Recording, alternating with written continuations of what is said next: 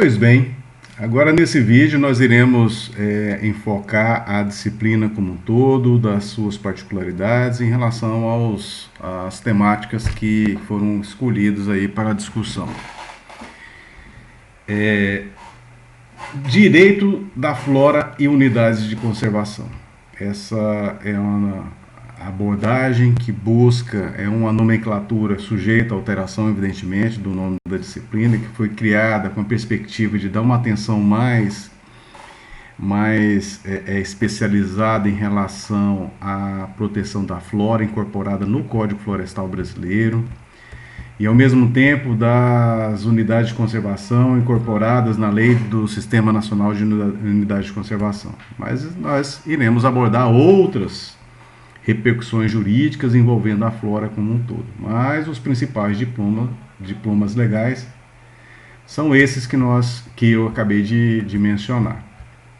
Então, a disciplina ela tem como indicativo exatamente trabalhar juridicamente os aspectos que justificam a proteção da flora no Brasil, em razão das suas peculiaridades, sejam elas no ambiente urbano, sejam elas no ambiente rural, as obrigações relacionadas à atuação do poder público na sua proteção, o papel da sociedade nesse contexto como um todo.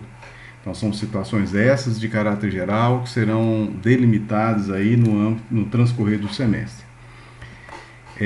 A ideia da disciplina em si, do nascimento da disciplina, ela surgiu com as aulas do direito ambiental. Então, em razão da magnitude de conteúdos que envolvia aí a disciplina do direito ambiental, foi lançada a proposta no sentido de dividir algumas temáticas que eram abordadas de modo muito genérico dentro da disciplina de direito ambiental, que aí propiciaram o surgimento dessa disciplina de direito da flora e unidades de conservação. Ao mesmo tempo, nós criamos uma outra disciplina que tem a mesma lógica, que é o direito urbanístico e também o direito ao patrimônio histórico-cultural. Então, são três temáticas que foram extraídas aí da disciplina de direito ambiental em razão da sua importância, da sua relevância, daquilo que é exigível na compreensão da abordagem de temas tão caros aí no âmbito do direito ambiental, em especial em razão da nossa peculiaridade regional, sendo um dos estados que integram aí a Amazônia Legal brasileira. Então, em face desse contexto, é importante aí justificar aí o nascedouro dessa disciplina. Pois bem, feita essa abordagem inicial em relação a algumas questões e a justificativa da construção da disciplina, nós podemos observar que algumas temáticas que já existem aí devidamente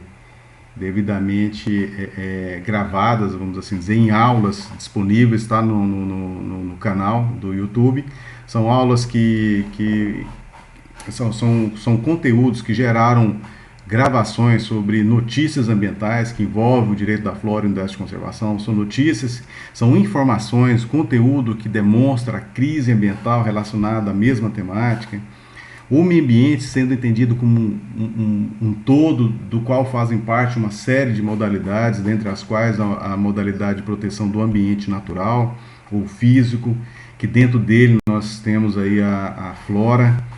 Então, em face dessas peculiaridades é que nós destacamos exatamente e justificamos a correlação que tem essa disciplina com a disciplina maior, que é o próprio direito ambiental. Então, a disciplina de direito da flora e unidade de conservação é uma especialização do maior, que é o próprio direito ambiental, voltado todas essas temáticas exatamente para apresentar a relação, a interligação realmente dos temas ambientais entre si. Então, o que nós podemos observar em termos de modalidades do meio ambiente, como a modalidade do meio ambiente natural ou artificial, que dentro dele em si já existem várias interrelações, como por exemplo, matéria envolvendo aí os recursos naturais, hídricos, os recursos florestais, o direito dos animais, especificamente, o direito minerário. Então, são situações gerais que se interrelacionam. Eu estou fazendo uma justificativa para mostrar que todas essas temáticas elas têm uma abordagem muito interativa em si e correlacionada. Ao mesmo tempo, todas elas têm implicações, seja no ambiente urbano, seja no ambiente rural, em relação às presentes e futuras gerações. Então, nós podemos acrescentar o meio ambiente cultural, voltado para a defesa do patrimônio histórico-cultural, que aí pode ocorrer dentro do ambiente urbano, dentro do ambiente rural. Situação essa que pode propiciar, por exemplo, o tombamento como ato administrativo a cargo do poder público que proteja efetivamente uma espécie arbórea, uma espécie da flora que seja significativa, dentro de determinado contexto urbano ou mesmo rural. Então, a correlação desses interesses ela é umbilical. Em relação ao meio ambiente do trabalho, do mesmo modo, nós observamos uma das possibilidades de desapropriação exatamente por não atender à função socioambiental da propriedade, por descumprir regras do meio ambiente do trabalho. Então, essas temáticas são muito próximas. Não podemos esquecer também da relação com outras áreas do conhecimento científico. Deixa eu ver se é abordado mais à frente. Eu vou comentar mais à frente, no outro bloco. Então, nós temos vídeos aí comentando situações relacionadas às notícias ambientais, crise ambiental e meio ambiente propriamente dito. Então, esses vídeos estão disponíveis aí exatamente para uma análise conjuntural das implicações que tem em relação também ao direito da flora e unidades de conservação. Pois bem, é importante nesse preâmbulo nós justificarmos a inserção dessa temática como direito fundamental. Exatamente, nós fizemos uma menção, uma análise do caput do artigo 225 da Constituição. Lá exige e determina que seja assegurado o meio ambiente ecologicamente equilibrado como um objetivo necessário na ordem jurídica constitucional vigente, exatamente pelo fato de ser um bem de uso comum do povo, ou seja, interessar a todos indistintamente. A proteção da flora, da biodiversidade inerente à flora em si, ela justifica esse atributo, que leva, em razão da sua proteção, à promoção do que se busca em termos constitucionais, que é a sadia qualidade de vida. É um outro princípio expresso no âmbito aí da Carta Constitucional de 1988, que deve ser levado em consideração como reflexo, como consequência da proteção da flora urbana, da flora rural, da melhor gestão dos recursos naturais, e tem como principais atores na proteção, na busca da proteção, na efetivação dessas garantias de preservação e proteção e conservação dos recursos naturais o poder público. Poder público esse que deve ser entendido como todos os entes federados, ou seja, a União, os estados, o Distrito Federal e municípios, e poderes constituídos, como o poder legislativo, o judiciário e o executivo, de todas as esferas no Brasil como um todo, seja em nível local, estadual, regional e com mais razão em nível federal. Então, todos os entes federados devem, em comunhão, vamos assim dizer, no âmbito de cada responsabilidade institucional, cumprir a sua missão de velamento ou proteção dos recursos florísticos nacionais, de modo a propiciar, naquilo que for compatível legalmente, a utilização racional desses recursos e preservar aqueles que exigem um grau de intervenção muito menor, exatamente pela sua importância ecológica. Mas nós não podemos também, nesse contexto, excluir o papel da sociedade ou coletividade na proteção dos recursos naturais florísticos. Então, o papel da coletividade é considerada pelo indivíduo, pela família, pelo grupo social, a coletividade como um todo. Então, são todos os atores considerados como essenciais na busca da efetiva proteção constitucional dos recursos florísticos. E a finalidade, exatamente nesse contexto como um todo, é garantir às presentes e futuras gerações um meio ambiente equilibrado, que seja promovida a sadia qualidade de vida, que nós possamos garantir a satisfação dos nossos interesses, ou seja, os interesses das presentes gerações em relação aos interesses das futuras gerações, né? Exatamente por isso entra a solidariedade daquilo que deve ocorrer da geração presente com a geração futura, como também dentro da mesma geração, que é a obrigatoriedade da solidariedade intrageracional, ou seja, dentro da mesma geração. Então, nesse contexto, é importante nós observarmos exatamente algumas medidas que impõem a obrigatoriedade de preservação, que é o mecanismo mais restrito, que limita mais o poder de ação e intervenção do ser humano. E, ao mesmo tempo, indicar mecanismos técnicos, científicos que promovam a restauração dos processos ecológicos considerados essenciais. Proteja efetivamente a biodiversidade e a integridade do patrimônio genético. São situações essas que não poderão ser negligenciadas, ou seja, a biodiversidade como um todo tem valor para as presentes e futuras gerações, um valor que não pode ser negligenciado, razão pela qual deve juntar o poder público e a coletividade no mesmo ideal de busca dos mecanismos mais apropriados para exercer esse controle. Então é isso. Aqui nessa imagem nós observamos, achei bastante interessante aí o paralelo dos biomas com as regiões do Brasil, aí, da região norte, região nordeste, centro-oeste, sudeste, que o bioma ele não respeita limite geopolítico. Então nós observamos que permeado na circunscrição territorial do Brasil, nós temos biomas que se interrelacionam uns com os outros. Então, por exemplo, na região norte nós temos a interação também com o bioma cerrado, com o bioma pantanal. Na região centro-oeste nós temos aí o bioma cerrado com o bioma pantanal. E na região sul, o bioma pampa junto com o bioma Mata Atlântica. Então são situações essas que mostram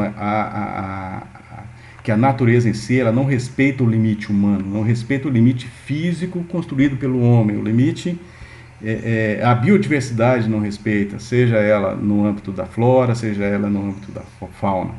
Então é importante nós antevermos exatamente que o bioma é o maior representativo de identidade, de biodiversidade nacional, e são vários que existem no Brasil. Então, dentro de todo esse contexto, de todos os biomas, que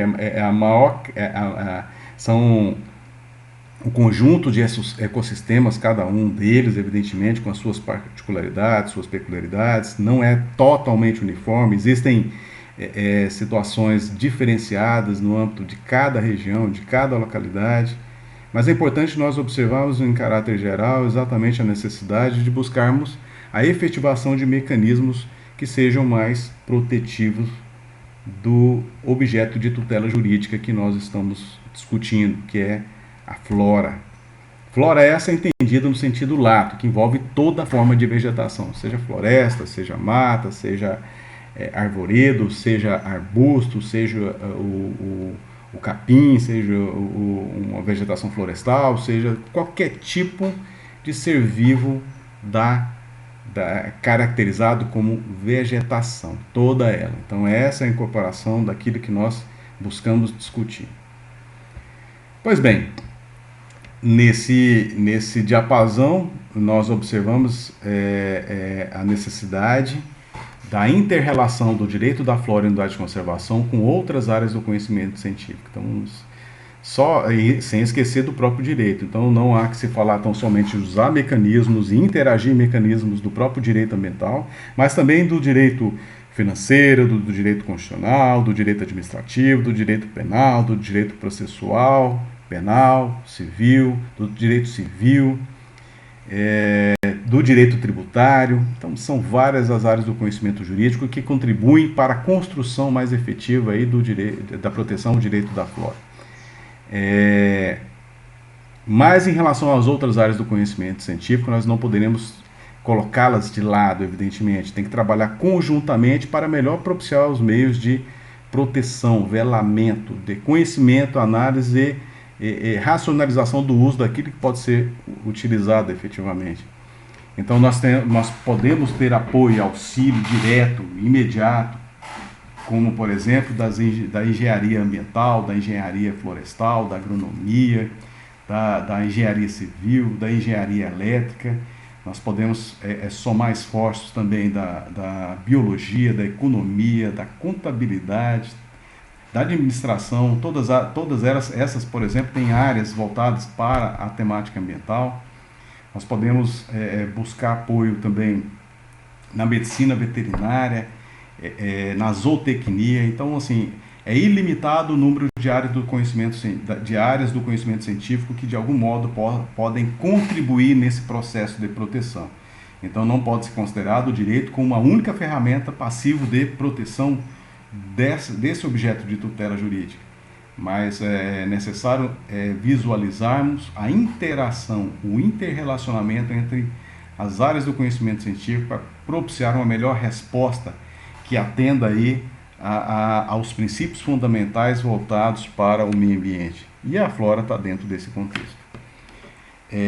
Os institutos mais destacados que nós iremos tratar no desenvolvimento da disciplina, eu já fiz menção aí que nós iremos tratar com mais detalhamento em relação ao Código Florestal e Unidade de Conservação. Mas nós também falaremos sobre gestão de florestas públicas, nós falaremos sobre função socioambiental da propriedade, ou seja, nós falaremos sobre propriedade, sobre posse, efetivamente as suas consequências. Nós iremos falar relacionados aos serviços ambientais, dentre outras temáticas conjunturais e tutela jurídica da flora, dentre outras temáticas que no conjunto vão construir a ideia aí da importância dessa disciplina no contexto do estado de Roraima, que é integrante da Amazônia brasileira.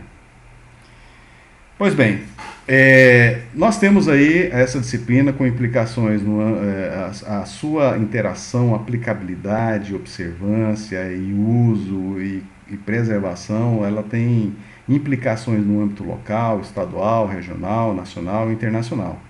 Exatamente por nós observarmos a relevância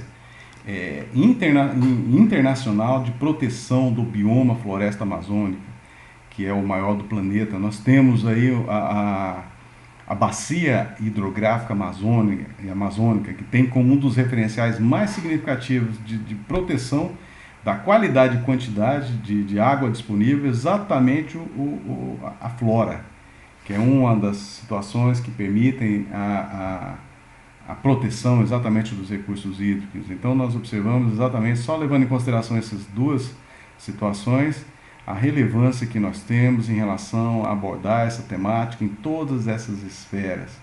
Então são situações essas que não poderão ser dissociadas e ao mesmo tempo reforço a necessidade de tratamento dessa temática, de observância, de comunhão de dados, informações e de atuações em relação aos poderes públicos estaduais, municipais e o federal, a União como um todo.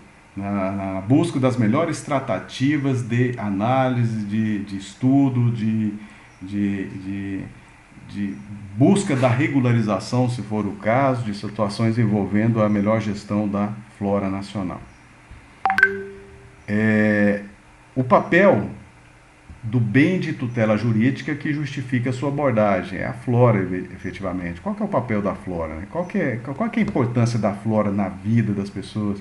Qual que é a importância da flora na produção econômica? Qual que é a importância da flora no que diz respeito à promoção do desenvolvimento sustentável, que a gente vai estar falando?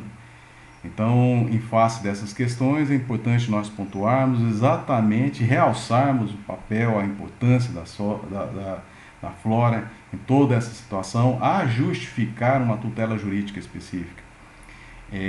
De novo, eu realço e repito, ao longo da disciplina nós vamos observar em vários momentos o papel da sociedade para a busca desses resultados. Então não há que se falar em proteção de algo como bem de tutela jurídica se a sociedade, individual ou coletivamente, não assimilar a importância, não incorporar para si a necessidade de proteger esse bem que é de todos efetivamente. Então, face dessa questão, um dos pontos, não só de cunho ético-moral, que é do indivíduo, da sociedade, mas também nós observamos a existência de mecanismos impositivos de cobrança, de efetivação, de velamento, que é exatamente o ordenamento da flora brasileira. E aí nós temos várias normas que o poder público estabelece para nortear o cumprimento das medidas que foram estabelecidas em nível constitucional na proteção da biodiversidade. Então, as principais normas que abordam essa temática, nós mencionamos algumas em nível federal, dentre as quais o Código Florestal, Lei de Unidade de Conservação, de Gestão de Florestas Públicas, dos Serviços Ambientais. Então, isso diretamente, indiretamente, direto ou indiretamente, nós podemos observar a inserção também de Lei da Ação Civil Pública, Lei das infrações, dos crimes e infrações administrativas ambientais, a Lei de Política Nacional do Meio Ambiente, os decretos que regulamentam a própria Lei de Política Nacional, como também da Lei dos Crimes e Infrações Administrativas Ambientais, isso no âmbito federal, no âmbito estadual e municipal da mesma forma. Então, o conjunto normativo é muito significativo. Então, não quer dizer necessariamente que uma ausência de uma norma específica represente uma lacuna que não permita a proteção desse bem objeto de tutela jurídica. Pelo contrário, o conjunto normativo em si, ele é contundente em mostrar os meios que são hábeis aí para juridicamente buscar a proteção. Não quer dizer que aquilo que ocorre no âmbito virtual, no âmbito abstrato, seja uma realidade. Então, o que se busca é exatamente a efetividade, a concretude da norma de proteção da flora no cotidiano. Então, é uma luta, é uma dificuldade muito grande, exatamente por isso que existem os conflitos. E aí existem as responsabilizações inerentes a esses conflitos e a forma de enfrentamento. Então, são situações aí que configuram problemáticas a serem enfrentadas na melhor compreensão da disciplina. Pois bem, como parâmetro normativo, não únicos, evidentemente, que nós iremos estar trabalhando princípios ao longo da disciplina como um todo, mas nós temos alguns princípios gerais, e princípios são regras de otimização, são parâmetros que devem ser levados em consideração para a aplicabilidade da norma, para nortear condutas do poder público, ao mesmo tempo respaldar ações protetivas no âmbito da sociedade. São situações que devem ser considerados como norte, como referencial para a aplicabilidade da norma em proteção do direito da flora. Então, nós observamos alguns princípios, dentre os quais nós temos o do interesse meta-individual, ou seja, a consideração da busca da proteção da flora, entendida genericamente como interesse de todos indistintamente, seja do indivíduo, seja do grupo, seja de uma determinada sociedade, seja no âmbito local, estadual, nacional, regional, internacional, ou seja, todos os atores, exatamente pelo fato desse bem ser um bem de todos, necessariamente, que é exatamente o que estabelece a Constituição de 1988, Constituição brasileira. Então, é meta individual como referencial daquilo que é explicitado em nível de Código de Defesa do Consumidor, que fala do direito difuso, do direito coletivo, do individual homogêneo, mas nessa perspectiva que não exige esse aprofundamento do que vem a ser, exatamente entender que a busca da proteção da flora, ela perpassa de um indivíduo para o outro, perpassa de uma sociedade para o outro, é algo que vai além disso tudo. Então a compreensão deve ser levada em conta e deve levar em conta esse parâmetro. O princípio do desenvolvimento sustentável é exatamente aquele que busca aliar o interesse econômico com a proteção do meio ambiente e o resguardo da satisfação da equidade social. Então, nós partimos do pressuposto que para alcançar o desenvolvimento sustentável, que é muito falado em nível local, federal e internacional, exatamente colocar em pé de igualdade, caminhando juntos, o homem, o cidadão, a sociedade, junto como um tripé. O primeiro ponto do tripé, o segundo ponto do tripé nós entramos aí e inserimos a economia, e o terceiro ponto que nós deveremos inserir nesse contexto para implementar, para buscar visualizar o desenvolvimento sustentável, é exatamente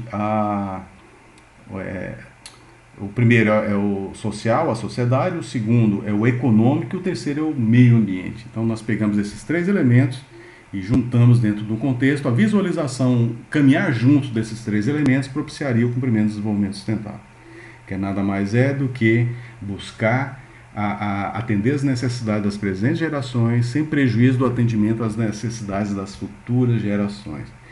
Desenvolvimento sustentável está no discurso político, em todas as esferas, muito embora o que se observe concretamente, exatamente a enaltecer o papel econômico, mas nós não podemos dissociar que desenvolvimento sustentável está atrelado diretamente aos três componentes, social, econômico e ambiental. Se tirar um deles, não há que se falar em desenvolvimento sustentável, porque o tripé ele cai.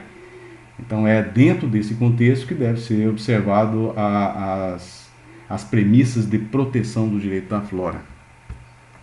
Nós temos também o princípio do poluidor-pagador, princípio esse que implica exatamente nas ações, omissões que de algum modo causam o ato ilícito por ação ou omissão ou podem causar algum prejuízo ambiental à flora, podem efetivamente sujeitar o infrator à responsabilização estatal. Essa responsabilização estatal nós podemos observá-la sob o ponto de vista da responsabilização civil pública, nós podemos observar sob o ponto de vista da responsabilização civil privada, da responsabilização penal, da responsabilização administrativa. Então são situações que se cumulam, que se coincidem, que permitem mais de uma responsabilidade em relação à prática de um determinado fato. Então o poluidor-pagador ele busca aplicar a sanção em razão da violação de alguma norma protetiva. Ao mesmo tempo, nós observamos uma versão do poluidor-pagador, conforme um posicionamento ou outro, que eu não vou enfatizar agora, que é exatamente a possibilidade de utilizar do recurso ambiental, que não seria necessariamente, a flora é um deles, evidentemente, como citar o exemplo da unidade de conservação, de um parque nacional, de poder visitar um parque nacional pagando um determinado valor para poder fazer essa visitação. Esse valor representaria uma forma chamada usuário pagador dentro do contexto do poluidor pagador. Não seria uma responsabilização, mas seria uma contrapartida para o uso do recurso natural ali existente naquela unidade de conservação. Ok? Então nós observamos uma versão punitiva, sancionatória, e uma versão que seria de contraprestação. Nós temos também, extremamente importante, os princípios da prevenção e precaução, eles andam juntos, sendo que o primeiro, que é o da prevenção, é melhor prevenir do que remediar, exatamente adotar medidas que, se praticadas, evitar medidas que, se praticadas, gera a ocorrência de passivos, de danos ambientais, às vezes irreversíveis. Então, o princípio da prevenção implica na adoção de medidas de planejamento, por exemplo, urbano, de planejamento do uso dos recursos naturais existentes numa área rural determinada, no planejamento da adoção de medidas de política pública que sem ocorrência de dano. Então, a prevenção parte do pressuposto de evitar dano, de evitar degradação, de evitar problemas. E aí, em contrapartida, não ocorrendo isso, não gera responsabilização. E aí nós temos o princípio da precaução, que está ligado mais ao aspecto científico, que é buscar exatamente evitar situações que não estão muito claras, bem definidas cientificamente, que não existem riscos. Ou seja, existem situações na ótica jurídica vigente que respaldam esse princípio, que é um princípio inclusive internacional, no sentido de evitar a implantação de empreendimentos que de algum modo possam causar risco à integridade das pessoas. E aí são situações essas, por exemplo, que pode exigir a apresentação de estudo de impacto ambiental, exatamente para analisar, sopesar os prós e contras da instalação de determinado empreendimento que possa, de algum modo, direto ou indireto, causar prejuízos à flora, ou à sociedade como um todo, à economia, inclusive. Então, a precaução é um princípio que dita a premissa de se existe um risco razoável, cientificamente comprovado, de que se praticado determinado comportamento pode gerar prejuízo socioambiental, deve ser evitado. É um princípio, inclusive, já positivado pelo Supremo Tribunal Federal em vários julgamentos. Nós temos o princípio da proteção integral, que visa exatamente, diante das circunstâncias concretas, usar-se os melhores meios na proteção dos direitos relacionados à flora. Então, vai depender do contexto concreto. O que melhor pode se fazer, analisando a situação em relação à proteção, deve ser observado pelo poder público e pela coletividade. Nós temos o princípio da proibição do retrocesso, exatamente os avanços que foram conquistados ao longo do tempo na satisfação dos interesses ambientais, não poderiam sofrer retrocesso, não poderiam serem mitigados, não poderiam diminuir os parâmetros protetivos, exatamente pelos avanços que foram conquistados na defesa desse extremamente importante direito fundamental.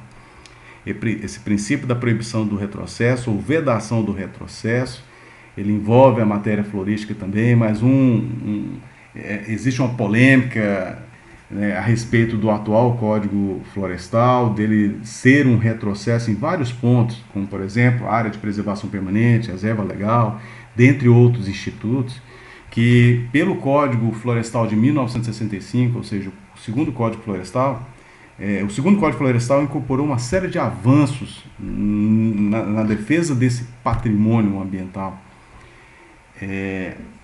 De modo que veio o novo Código Florestal e mitigou esse alcance, diminuiu as áreas de proteção, sejam elas áreas de preservação permanente, sejam elas reserva legal.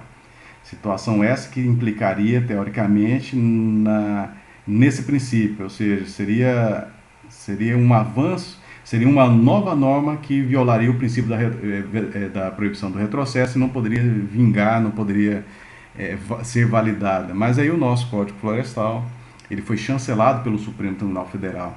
Então, a base é exatamente que não houve violação ao princípio da proibição do retrocesso.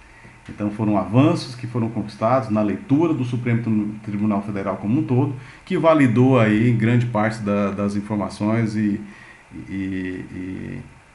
imposições estabelecidas no atual Código Florestal, mas fazendo paralelo, comparando a redação de um dispositivo com outro, ou seja, do que existia com o que existe atualmente, nós observamos exatamente, existem uma série de situações que serão discutidas ao longo da disciplina que mostram que houve a mitigação da proteção, diminuiu-se a proteção em vários pontos em relação ao direito da flora.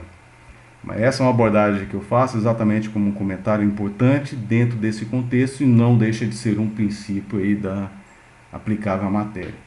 Nós temos a educação ambiental prevista em várias normativas, tem lei federal que estabelece, tem a Constituição que coloca expressamente, tem a Lei de Política Nacional do Meio Ambiente. A educação ambiental é um dos elementos mais importantes no processo de mudança de paradigma, de conscientização na proteção do bem florístico, ao mesmo tempo, fortalecimento das relações entre a sociedade e o poder público no exercício do seu papel de pessoa dentro do contexto da discussão, da evolução, do planejamento, da execução, do monitoramento, fiscalização dos interesses da sociedade como um todo. Então, a educação ambiental é um processo indispensável nesse contexto. Pois bem, então essas são algumas abordagens em relação à importância da educação ambiental no processo de construção do melhor cidadão para o futuro. Nós temos aí, já fizemos alguns comentários em relação à solidariedade intergeracional, ou seja, entre gerações, presentes e futuras gerações, que aqui eu só estou repetindo, dentre outros princípios. Então, conforme o doutrinador, conforme o posicionamento, existem N princípios aplicáveis em relação ao direito da flora e unidade de conservação. Não esquecer que nós iremos estar fazendo abordagem em relação a outros aí, mais à frente, em relação à particularidade da flora. Pois bem, essa é uma imagem do Baixo Rio Branco, tem várias comunidades ali, ribeirinhas, evidentemente, que vivem e sobrevivem com a relação muito direta em relação aos recursos naturais. Eu achei importante mostrar essa relevância aí, esse destaque. Aí é o Rio Branco, e tá uma comunidade, não me recordo o nome agora, aparentemente Caicubi, mas é isso. Nós agora discutiremos alguns pontos em outros vídeos relacionados às particularidades dessas temáticas, que abordando espaços territoriais especialmente protegidos, código florestal, unidades de conservação, gestão de florestas públicas, em geral. Então são essas temáticas que nós iremos abordar em vídeos próprios.